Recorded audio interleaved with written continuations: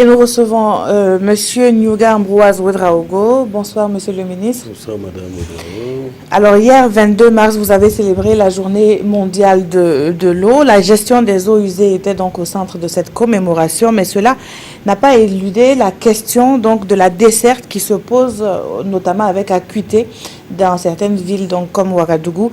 Quel état des lieux faites-vous de l'accès à l'eau potable dans les ménages? Ok, je vous remercie. Effectivement, je rappelle qu'hier, nous avons célébré donc la 25e journée mondiale de l'eau.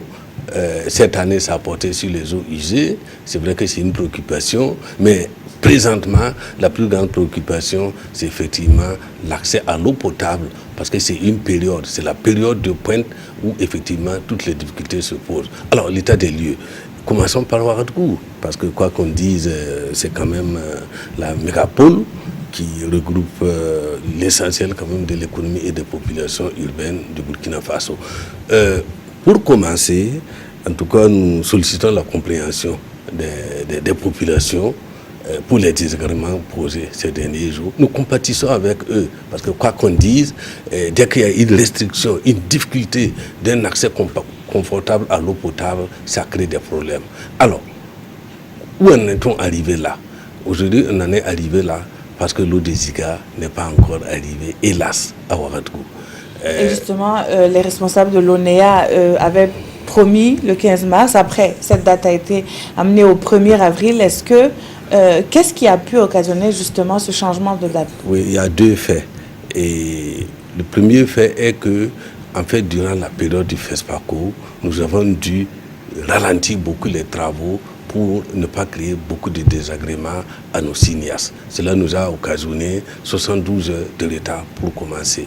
Deuxièmement, en fait, le 15, la station de traitement des Ziga a démarré. Parce que ça, c'est l'ouvrage principal. C'est la machine, c'est l'usine de production d'eau. Elle a démarré, c'est un point important. Puis, nous avons commencé effectivement à acheminer l'eau vers Ouagadougou. Acheminer l'eau vers Ouagadougou, ça veut dire de Boutenga à la station de Benoro.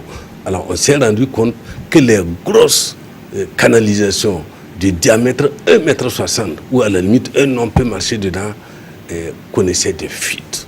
Ça arrive, c'est des effets de chantier, parce que c'est des jets qu'on monte, il faut mettre de la pression pour voir. Effectivement, on a décelé quelques fuites. Deuxièmement, il fallait au départ 10 000 mètres cubes par jour pour rincer toutes ces canalisations et les stériliser. Puis, on s'est rendu compte qu'il fallait un peu plus d'eau. Voilà des effets qui se sont cumulés et qui nous ont amené effectivement ce retard. A priori, je dis bien a priori parce que comme on dit, c'est de la technologie, le 28, l'eau de Ziga sera à Benoro. Et à partir de ce moment, la situation devrait s'améliorer progressivement et 72 heures après, on devrait être au bout de nos peines. Voilà un peu la planification. Alors, il y a aussi un fait que c'est vrai qu'il y a donc tous ces problèmes, mais il y a certains quartiers qui peuvent connaître plusieurs jours sans eau, tandis que d'autres, peut-être, c'est juste une baisse de pression.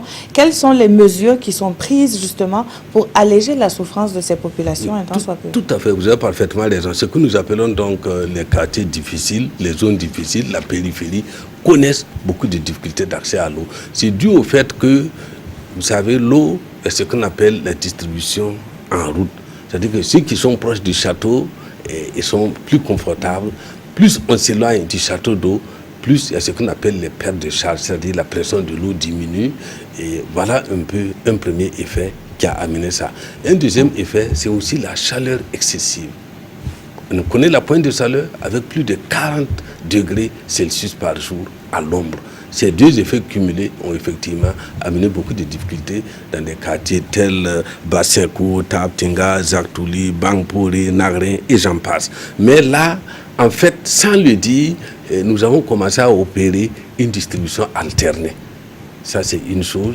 Une deuxième chose... Mais alterner sur combien de jours? Excusez-moi d'insister un peu plus. Parce que est-ce qu'il y a un programme, justement, pour que les populations ne veillent pas, pour attendre... Voilà, tout à fait. Nous sommes tous... C'est pas pour rien, au départ, je me suis excusé des désagréments parce qu'on aurait dû publier ce programme. On avait pensé qu'il allait être vite jugulé, mais comme ça commence à s'étaler pour une semaine, dans les jours qui suivent, il sera publié. Voilà, il sera publié. Deuxièmement, il n'y a que, comme solution au niveau de ces quartiers, très rapidement, à partir de demain déjà. Aujourd'hui, nous avons déjà mis 3 citernes. À partir de demain, on va mettre 6 citernes et on va suivre progressivement la nécessité d'augmenter le rythme de ces citernes qui devraient nous permettre de fournir 20 litres par jour et par habitant gratuitement. Voilà la mesure immédiate qui est prise en attendant la semaine prochaine l'arrivée de l'eau à Ziga, de Ziga qui devrait un peu régler cette question. Merci à vous, monsieur le ministre, d'avoir été sur ce plateau. Et nous